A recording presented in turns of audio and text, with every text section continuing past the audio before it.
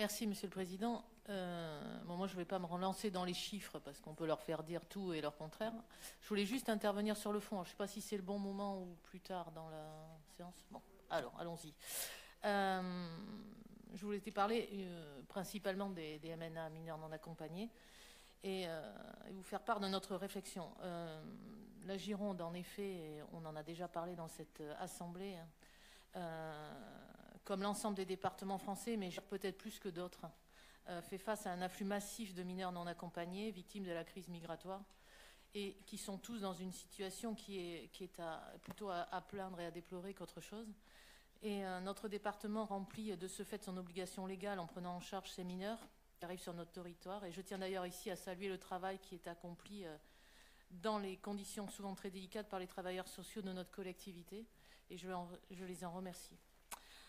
Les chiffres restent néanmoins éloquents. En effet, la Gironde devrait accueillir, selon les sources, alors bon, je tempère ce que je dis, entre 850 et 1200 jeunes MNA en 2017, ce qui représenterait une hausse de plus de 350% en 2 ans, si on prend le plus haut chiffre que je tire de la source de notre journal préféré Sud-Ouest, auquel on pourrait ajouter le chiffre de 300 MNA au titre de la péréquation entre départements.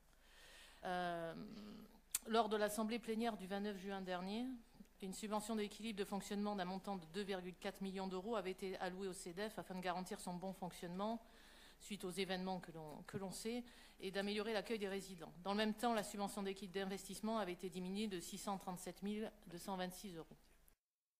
Aujourd'hui, vous proposez de voter une subvention d'équilibre de fonctionnement d'un montant de 1 204 310 euros, soit un total en quelques mois de 3,6 millions d'euros et une nouvelle diminution de la subvention d'équilibre d'investissement de 230 000 euros. Nous comprenons l'urgence de la situation et les moyens financiers qui doivent être dégagés en conséquence. Cependant, nous souhaitons attirer votre attention sur l'affectation de ces fonds. En effet, si bien sûr nous devons continuer à investir pour accueillir dignement les jeunes Girondins qui se retrouvent placés sous la protection du département et la vôtre en particulier, et nous nous interrogeons sur le risque possible selon lequel l'accueil exponentiel des mineurs non accompagnés pourrait se faire au détriment de l'aide sociale à l'enfance dite traditionnelle. Enfin, je souhaite attirer votre attention sur le discours prononcé par le Premier ministre devant le Congrès de l'Assemblée des départements de France le 20 octobre dernier, dans lequel il indiquait que, je cite, « l'État assumera l'évaluation et l'hébergement d'urgence des personnes se déclarant mineures entrant dans le dispositif jusqu'à ce que leur minorité soit confirmée ». Mais est-ce que l'État va se limiter à 250 euros par jeune pour 5 jours d'évaluation, là où l'on sait qu'il faut en réalité 45 à 60 jours d'évaluation? Il faudrait alors multiplier les 250 euros par 5 jours, pour 5 jours, pardon, par 45 ou 60, ce qui n'est pas du tout la même chose.